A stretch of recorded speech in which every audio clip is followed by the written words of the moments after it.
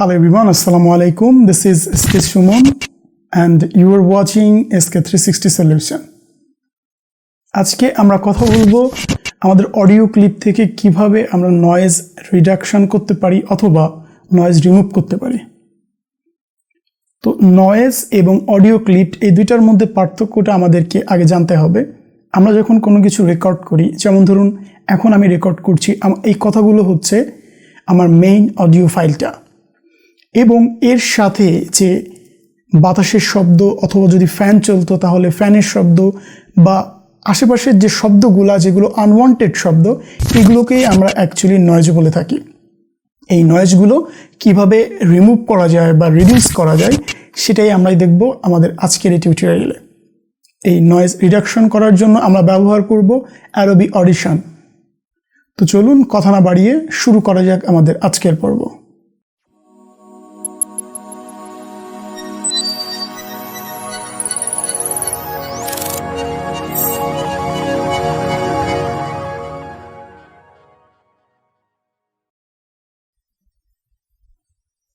প্রথমেই Adobe Audition-এ যাব আমরা।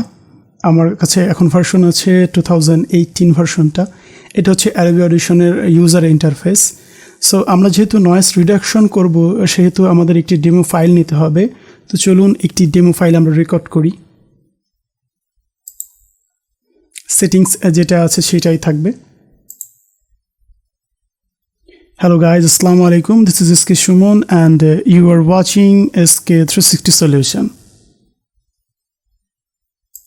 এই ছিল আমাদের রেকর্ড। আমরা এখন একটু দেখার চেষ্টা করব যে এইখান থেকে এই পর্যন্ত 2 সেকেন্ড আমি চুপ ছিলাম। আমি এখানে নয়েজটা আনার চেষ্টা করেছি, অর্থাৎ আমি যেটা রেকর্ড করছি সেটা ছাড়া এবং বাদ বাকি যে শব্দগুলো, যেমন ধরেন ফ্যানের শব্দ, বাতাসের শব্দ বা অন্য আনুষঙ্গিক শব্দ যেগুলো আমাদের রেকর্ডিংয়ে প্রয়োজন নাই, সেই শব্দগুলো আমরা এখানে রেকর্ড করেছি।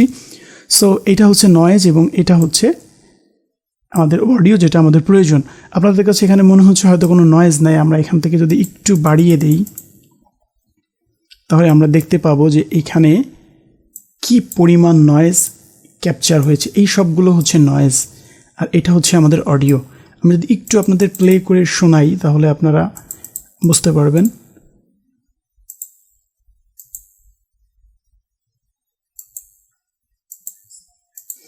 সো এইখান থেকে এই পর্যন্ত আমরা যেটা শুনলাম এই পুরোটুকু হচ্ছে নয়েজ।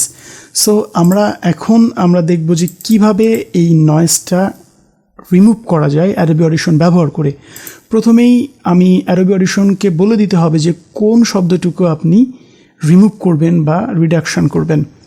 এই জন্য যেটা করতে হয় সেটা হচ্ছে এই নয়েজটুকু আপনাকে রাইট বাটন ক্লিক করে এই যে ক্যাপচার নয়েজ পয়েন্ট, এই জায়গাটা আপনাদের সিলেক্ট করতে হবে। এটা আপনারা শিফট পি দিয়েও করতে পারেন, যেমন ধরুন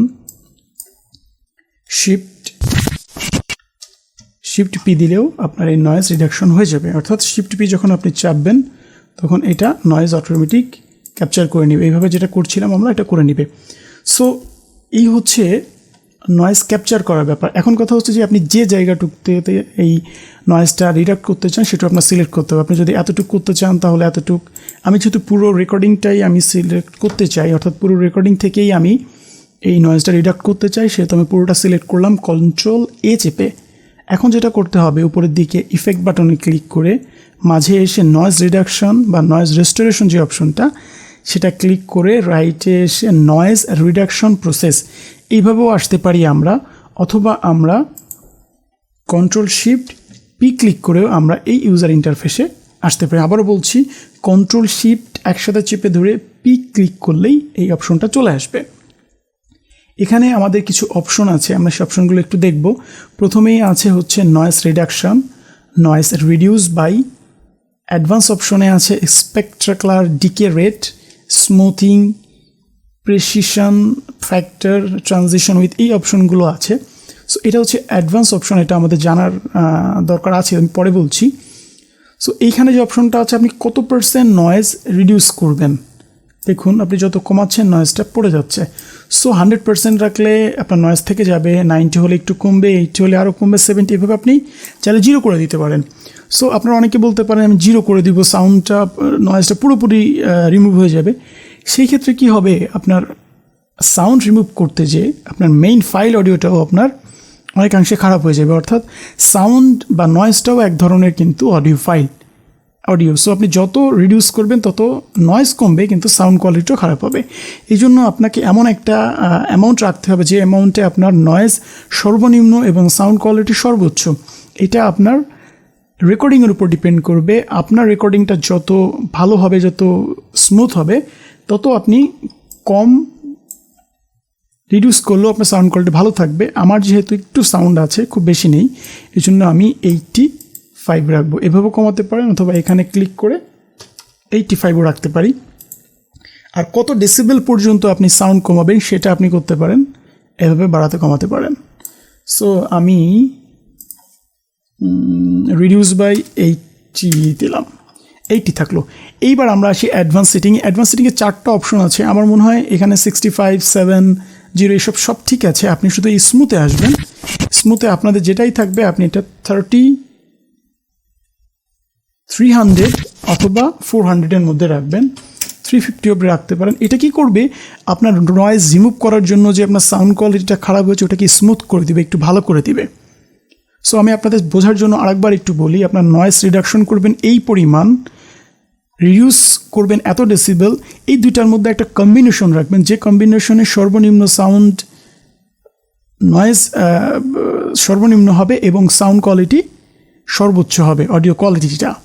এই হচ্ছে আপনার অডিও সেটিং। এখন কথা হচ্ছে যে আপনি পুনরায় যখন অন্য কোনো ফাইল আপনি রিডিউস করার জন্য এখানে আসবেন, তখন এই সেটিংসটা আপনি পাবেন না। এর জন্য কী করতে হবে, এই সেটিংসটা আপনাদের সেভ করে রাখতে হবে। আমরা অন্যান্য অ্যাডোবি প্রিমিয়ার, অ্যাডোবি আফটার ইফেক্টের যেমন প্রিসেটগুলো আমরা সেভ করে রাখি, এখানেও ঠিক একইভাবে উপরের দিকে সেভ সেটিংস অ্যাজ প্রিসেটে ক্লিক করলে এই যে আপনি একটা নাম দিলেন NOIS,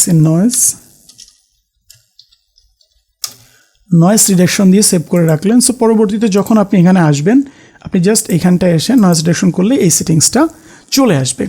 এখন কথা হচ্ছে যে আমি আপনাকে বলছিলাম বারবার যে একটু বাড়িয়ে কমিয়ে একটু মিলিয়ে নেবেন যে সাউন্ড কোয়ালিটি ঠিক আছে কিনা। এটা আপনি কীভাবে করবেন? বারবার আপনার কি এখানে যেতে হবে? না, আপনার বারবার এখানে আপনার যেতে হবে না। আপনি কি করতে পারেন যে আপনি প্রথমে 90-তে রাখলেন, রাখার পরে এই যে অপশনটা দেখছেন এটা হচ্ছে without effect with effect, without effect with effect. With effect দিয়ে আপনি কী করবেন, এই প্লে বাটনটা যখন ক্লিক করবেন তখনও এটা চলবে। আমরা দেখি সাউন্ড কতটুক, 100% যখন, তখন এটাও 100% আমরা রাখলাম। নয়েজ আছে কি না,